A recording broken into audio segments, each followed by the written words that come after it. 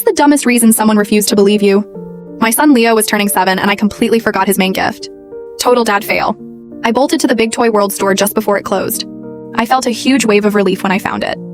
The very last Megasaurus Rex transporter on a shelf tucked away in the farthest back aisle. I grabbed the huge box, feeling like the world's best dad. Just then, a polite voice came over the speakers. Toy World is now closed. We hope to see you again soon. I wasn't worried. I figured I had a couple of minutes to get to the checkout. But as I rounded the aisle, the entire store went dark. A deep, heavy thump was followed by the sound of metal grinding on metal. It was the massive security gate at the front of the store.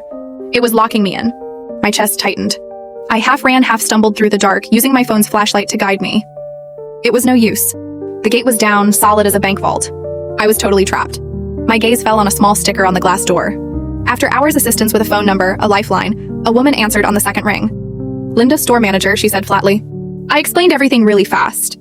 Hi Linda, my name is Mark. I'm a customer and I'm so sorry, but I seem to be locked inside the store. There was a pause, a long one. No, she said, you're not. I was speechless. I'm sorry. What do you mean? I'm literally shining my phone light at your front door right now. I'm looking at the ballerina Barbie display.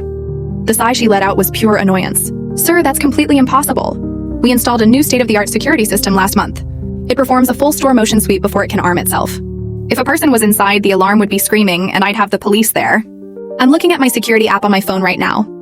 It says system armed, store interior clear. So I don't know if this is a prank, but I'm not laughing. My own frustration started bubbling up. My phone was on 14%. This isn't a prank. I'm telling you, I was in aisle 15, the action figure aisle, when the lights went out. Linda's voice got colder. Sir, 15 is covered by motion sensor 9. My app shows sensor 9 has been inactive for 22 minutes. Are you a disgruntled former employee trying to cause trouble? I was floored. Trouble. My son's birthday is tomorrow. All I want is to pay for this dinosaur truck and go home. Can you please just drive down here and let me out? Fine, she snapped, her voice dripping with venom. I will call the local police and request a drive-by. And when they confirm the store is empty, I'll be filing a formal harassment complaint with your phone number. Goodbye. The line went dead.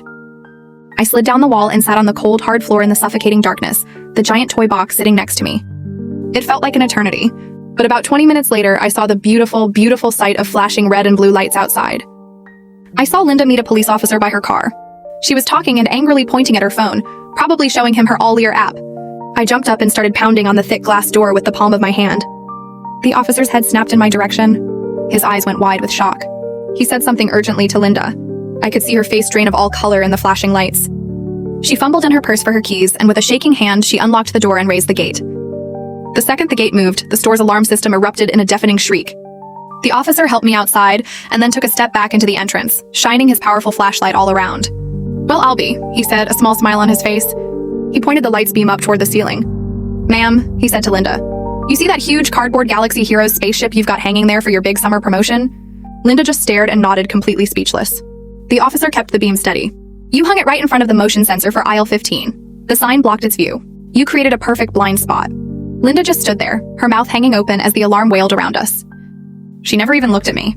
I just held up the giant dinosaur truck box. I'll, come back to pay for this tomorrow morning, I said, and walked off into the